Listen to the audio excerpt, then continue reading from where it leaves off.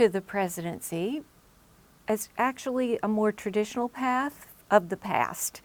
I came through academic affairs. So I was a dean, vice president for academic affairs, worked in the university for a time, but found community colleges as my love and my passion.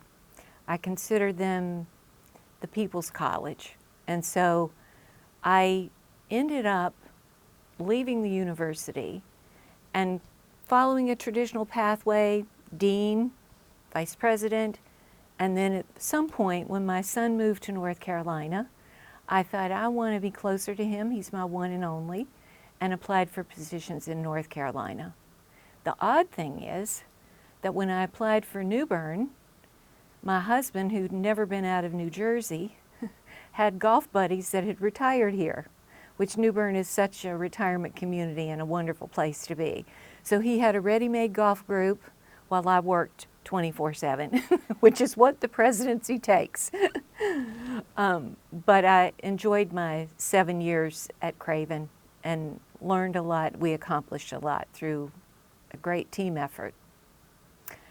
I came in 2008, which is really important because it was the downturn of the economy at that point, right before the Great Recession.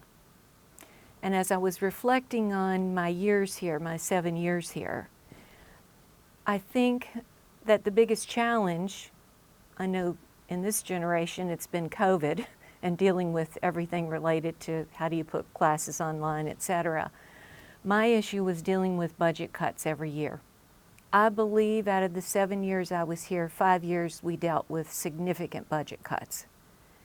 And I can remember meeting with cabinet and we were doing budget and so thrilled that one year we got to, or a couple years, we got to not talk about what we were going to cut or what were essential things that we had to do, the have-to-dos versus the nice-to-dos, and to be able to, think about moving forward without budget cuts.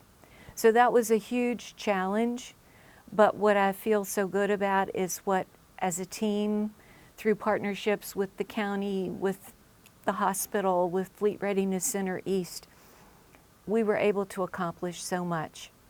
It's amazing what you can do when you're restrained.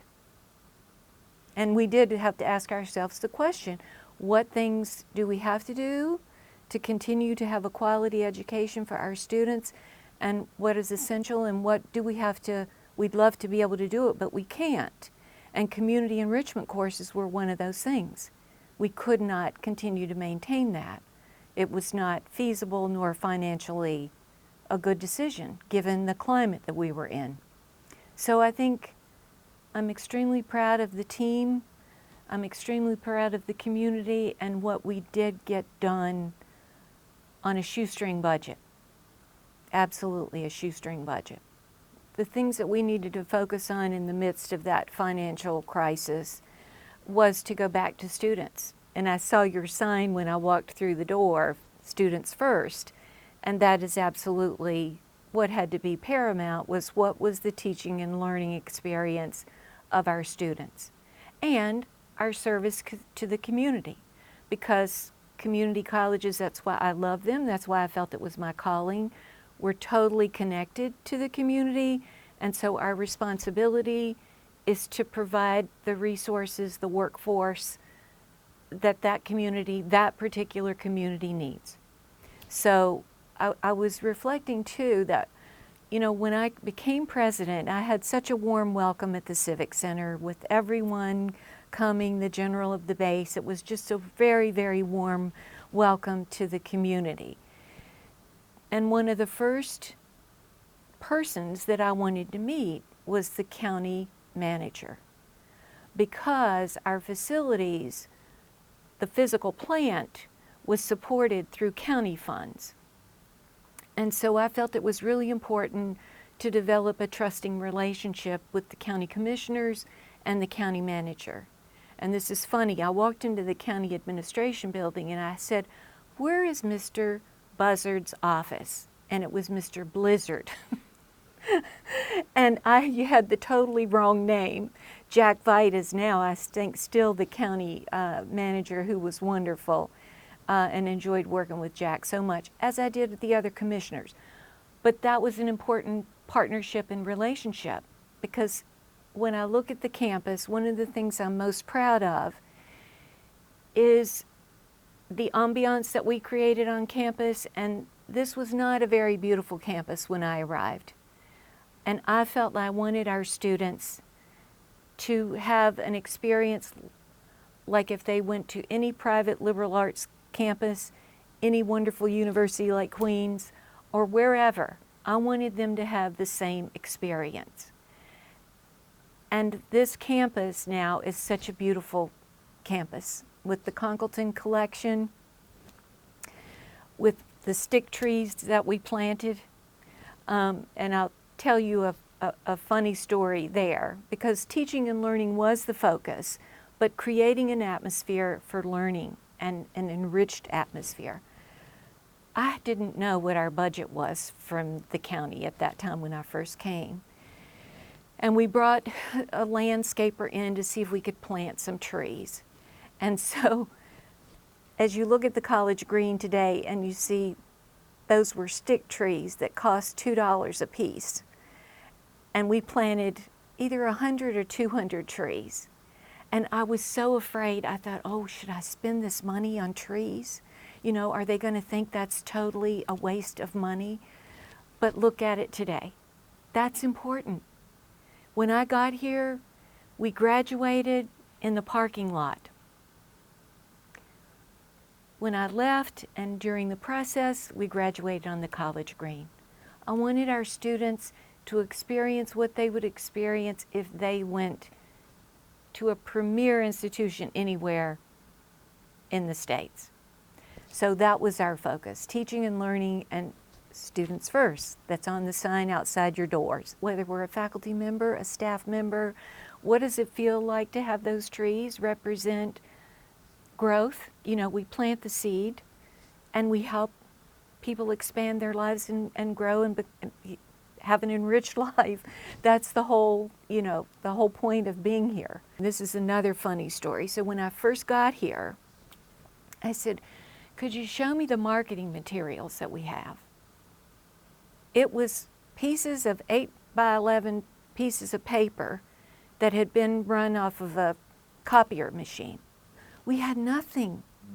One of the first things that we created was a view book. And I don't even know if we do view books now. Everything's online pretty much. But we redid the college catalog. The college catalog was the catalog that the college originally started back in 1960.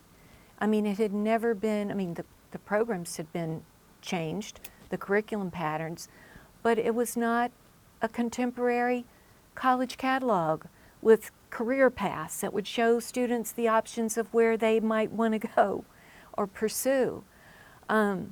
So much of what those years were about and why it was very taxing in a leadership position is that while we were focused on teaching and learning, and that was our mission, we were also creating infrastructure and building the systems behind the scenes to have the college be properly fitted, whether it was a registration.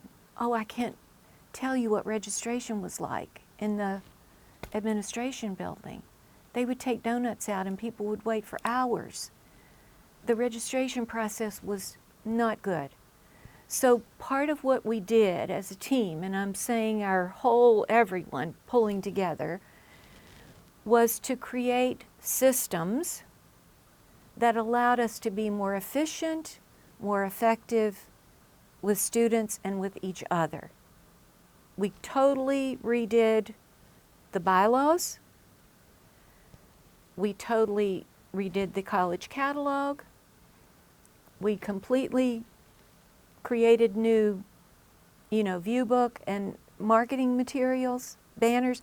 Our folks that went out for recruitment didn't have tables to put Craven Community College banners around. So I'm talking about very fundamental things that we're missing. So we were focused on teaching and learning, but as a leadership team, we were very focused on creating the basics. Well, as you know, Scott Ralls was the president that preceded me. Scott was, at the time when I got this position, Scott went on to become the system-wide president, which was wonderful. And Scott was, I think Scott had been here 5 years, had come from the system office to the campus. Scott is a very dynamic, very talented, very extraordinary individual. He brought tremendous leadership to the college. And Scott was instrumental in getting the, which is now I think the Bate building. That was the Business and Technology building built, and the Bosch Manufacturing Center. So Scott had both of those two buildings built and, put in new programs. And I mean, to do facilities like that is huge. That's a lot of planning and effort. So I consider Scott was very much a change agent at the system level. I was very much a change agent at the local level. The combination of those two was stressful for everybody I know because we were anxious to get things done. We accomplished a lot, but also it took its toll. There was a lot of, at that time, change fatigue. We're tired. Scott was doing a renovation or a review of the math curriculum, the English curriculum.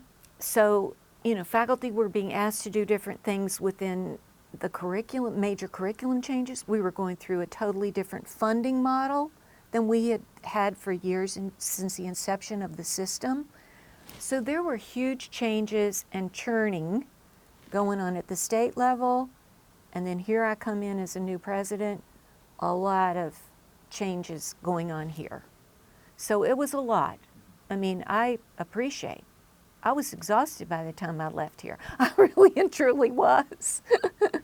The importance of the arts and liberal arts, too, in a system that grew up as a vocational technical system. So I came out of, my background, my doctorate is actually in vocational technical career education. But I am a strong believer in the liberal arts and the importance of the liberal arts. And I can remember my first college assembly meeting.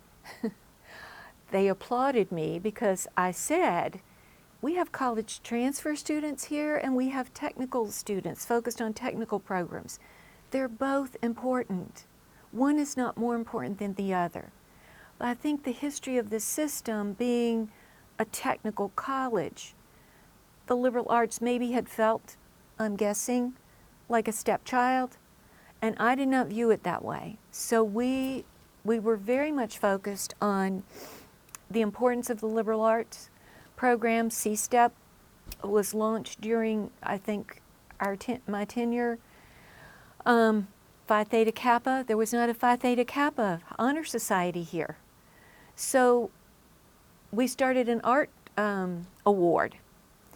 I connected because part of our strategic plan, one of the three goals was on partnerships and collaboration. So worked with the Bank of the Arts, and I don't know if it's still here or not, but the Bank of the Arts loaned us art that we could put on the walls in the building, because the building was sterile and benign, honestly.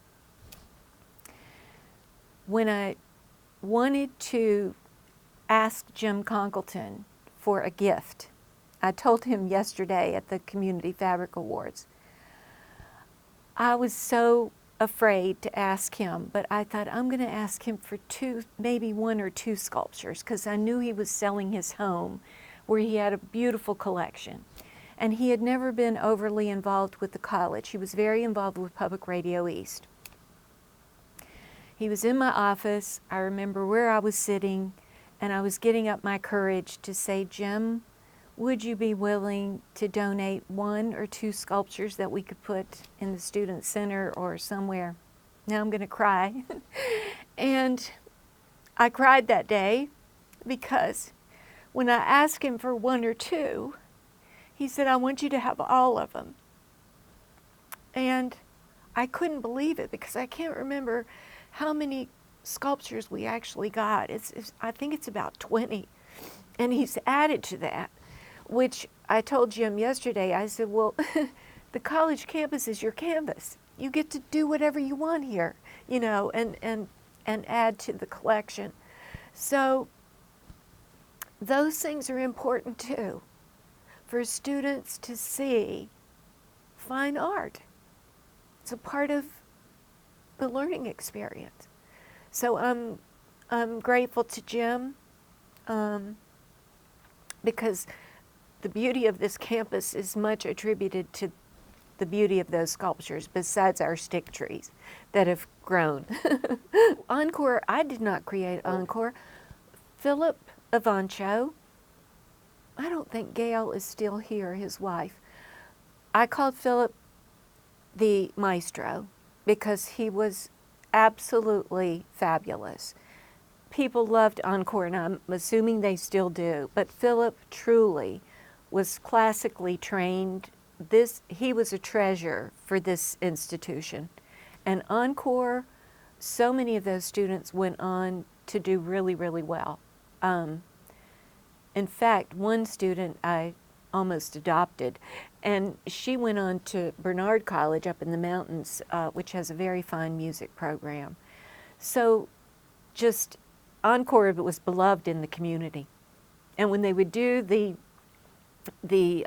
patriotic songs from all of the branches of government, we just all loved that. Every performance, pretty much, whether it was Bank of the Arts, wherever they performed, they would do the medley of all the branches of the government. And it was just extraordinary. Philip was extraordinary. I wanted to do something for younger leaders that were at the director level or another part of the college to do a leadership program for them. So I tapped my VP for finances, Paige Varnell, and we co-led a group of women and talked about leadership. And I'm so glad we did that because, you know, that's the joy of aging and being in an executive level position. You've been through the ropes, you've had a lot of bruises, you've had a lot of challenges to deal with, but you've learned a lot along the way. And so you want to pay that forward. And I think that's what we were trying to do, is to help them see what it's like. It's a very lonely job as a president. It's a very lonely job to be in a CEO position. And unless you've been in that position, it's very easy to judge from afar and think, why didn't you do this, you know? But you don't know the full story. And as, you know, as president, I have very strong mothering instincts. I only have one child. But I looked at the students as my children. This college was my child. The faculty and staff, I'm here to take care of them. That they might not have felt that, or that they, you know, might not have understood that, but that was my mindset. I needed to protect them, take care of them, and this was my college. And this was my college family that I needed to protect. And this is a memory that's also coming to mind. One of the hard things about the financial crisis, Hatteras had laid off so many people, and we'd gone through, you know, significant budget cuts. And I was in Bender Hall, and they'd asked me to come over and talk to the people that had been laid off from Hatteras. And I was in a room with probably 25 people, and Mark Best was with me. He had invited me over there. And I looked at those people who had worked at Hatteras their entire life. They knew nothing else. They had no technology skills. My heart was broken when I looked in their faces. And I had been feeling really bad because none of us, myself included, for many years got no raises during that time. And I remember walking back to Brock Hall, and I thought, you know what? You need to straighten up here, because those people don't have a job. Quit feeling sorry for the people that are working here, because we all have jobs. And that was a distinct memory. I remember walking back to Brock and thinking, you need to toughen up here. We have a job. We need to be grateful for that. One final thing on that group. This was like one of the happiest moments of my career here. I was at a PTK graduation ceremony in the auditorium, and I was handing them and shaking their hands. So here walks one of the students that was one of the men in that Hatteras group who was walking across to get his PTK pin and was going to graduate that semester. And I thought, that's what we're about. You know, it doesn't get any better than that.